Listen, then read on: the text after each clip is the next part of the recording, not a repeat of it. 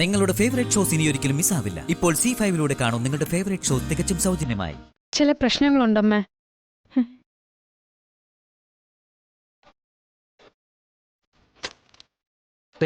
കാശ് ഈ മുദ്രപത്രത്തിൽ ഒരു ഒപ്പിട്ടേക്ക്.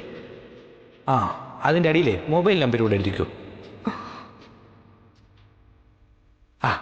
പിന്നെ എൻ്റെ മൊബൈലിന് ഫ്രണ്ട് ക്യാമറയൊക്കെ ഉണ്ടല്ലോ അല്ലേ? നെറ്റൊക്കെ ചാർജ് ചെയ്ത് വെച്ചോളണേ, ഞാൻ ഇടയ്ക്കിടയ്ക്ക് വിളിക്കും. ആരാണെന്ന് നോക്ക്, ചിലപ്പോ കുളി കഴിഞ്ഞോ മറ്റോ നിൽക്കുമായിരിക്കും. ഇപ്പോ എങ്ങനെ നിൽക്കുന്നോ അങ്ങനെ കാണാനേ എനിക്കിഷ്ടം. ഭാര്യ കടക്കണ്ണിയില്ലാന്ന് അറിഞ്ഞിട്ടും സഹായിക്കാൻ മനസ്സില്ലാത്ത ഭർത്താക്കന്മാരെ അവർക്ക് വരുന്ന ചില ഫോൺ കോളുകൾ കണ്ടില്ല കേട്ടില്ല എന്നൊക്കെ നടിക്കേണ്ടി വരും.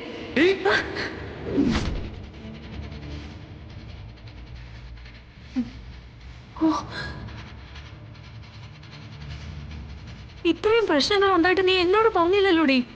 അമ്മയോട് പറഞ്ഞിട്ട് എന്താ പ്രയോജനം? അറിയേണ്ടതും മനസ്സിലാക്കേണ്ടതും രാജീവ് സാറാ. സാറാണെങ്കിൽ ഒന്നും കേൾക്കാനുള്ള മാനസികാവസ്ഥയിലല്ല. ആദ്യം തന്നെ സാറിനോട് ഇക്കാര്യം പറയായിരുന്നില്ലേ ശാരിയേച്ചി? ആ സമയത്ത് സാറിനോട് ഉണ്ടായിട്ട് വേണ്ട മോളെ. ആ സമയത്ത് പണം തന്ന് സഹായിക്കാൻ ആ ബാലേന്ദ്രനെ ഉണ്ടായിരുന്നുള്ളൂ. എല്ലാം കഴിഞ്ഞ് ഞാൻ തന്നതിനുള്ള പണമെന്നും പറഞ്ഞ് കയറി വരുന്നതിൽ എന്താ കാര്യം? ആവശ്യത്തിനല്ലേ പണം ഉപയോഗിക്കേണ്ടത്. അയാളെ കൊണ്ട് ഇങ്ങനത്തെ ശല്യം ഉണ്ടായിക്കോന്ന് പണം വാങ്ങുന്ന സമയത്ത് തന്നെ ശാരി ചേച്ചിക്ക് സൂചന കിട്ടിയതല്ലേ. പിന്നെ എന്തിനാ ചേച്ചി പണം വാങ്ങിച്ചേ? അപ്പൊ പണമായിരുന്നു ആവശ്യം. എത്രയും പെട്ടെന്ന് കൊടുത്തു വീട്ടി ആ കെണിയിൽ തല ഊരാന്ന് കരുതി. ബെസ്റ്റ്. എത്രയും പെട്ടെന്ന് എങ്ങനെ കൊടുക്കുമെന്നടി? നീ സ്വന്തമായിട്ട് അങ്ങനെ ഒരു തീരുമാനം എടുത്താ എങ്ങനെയാ? പണത്തിന് ആവശ്യം ഉണ്ടെങ്കിൽ എങ്ങനെ ആരുടെയും കയ്യിൽ നിന്ന് അത് വാങ്ങാന്നാണോ? അമ്മയല്ലേ പറഞ്ഞത് ഈ താലി കാക്കാൻ ബാലേന്ദ്രനല്ല ഏത് പിശാചിന്റെ അടുത്ത് നിന്നും കടം വാങ്ങാമെന്ന്. എടി അതിനിങ്ങനെയാണോ? പിന്നെ എങ്ങനെയാ? അമ്മ അച്ഛനെ പോലീസ് സ്റ്റേഷനിൽ പിടിച്ചു നിർത്തിയിരിക്കുന്നു. ഒപ്പം നിന്ന് സഹായിക്കേണ്ട രാജീവ് സാറ് അമ്മയ്ക്ക് നെഞ്ചുവേദന പറഞ്ഞ് തക്കലിക്ക് പോയിരിക്കുന്നു.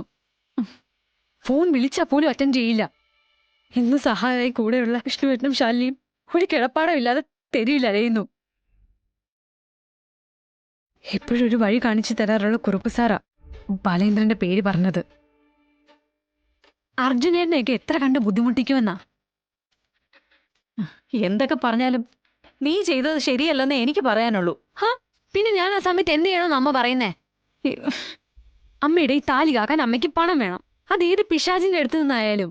അത് പിന്നീട് ഒരു കുഴപ്പമായി മാറുമ്പോ കുറ്റം പറഞ്ഞു വിട്ട് അമ്മയ്ക്കല്ല, പണം വാങ്ങിച്ചവർക്കാ. ഈശ്വര, ഭർത്താവിന്റെ പഴിയും വഴക്കൊക്കെ കേൾക്കുമ്പോ അമ്മ എങ്കിലും കൂടെ ഉണ്ടാവുന്നൊരു പ്രതീക്ഷ ഉണ്ടായിരുന്നു. എനിക്കങ്ങ് തൃപ്തിയായി. എടി ശാലിനി, നീ ഇത് കേട്ടോ? ഞാനെന്തോ വഴി പഴപ്പിക്കാൻ നോക്കിയത് പോലെയാണല്ലോ ഇവളുടെ സംസാരം. വഴി പഴച്ചിട്ടില്ല അമ്മേ.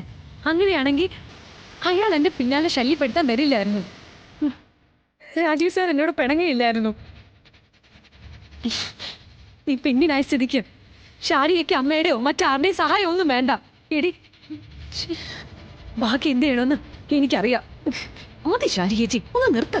രണ്ടുപേരും പറയുന്നതിൽ അവരവരുടെ ശരിയുണ്ട്. എന്തായാലും ചെയ്യാൻ പാടില്ലാത്തൊരു കാര്യം ചെയ്തു വച്ചിരിക്കുന്നത്.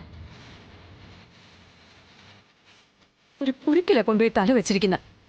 ഇനി ഇത്രയും പെട്ടെന്ന് തല ഊരാനാ നമ്മൾ നോക്കേണ്ട. ഡൗൺലോഡ് ചെയ്യൂ C5 ആപ്പ്. കാണൂ എല്ലാ എപ്പിസോഡുകളും സൗജന്യമായി.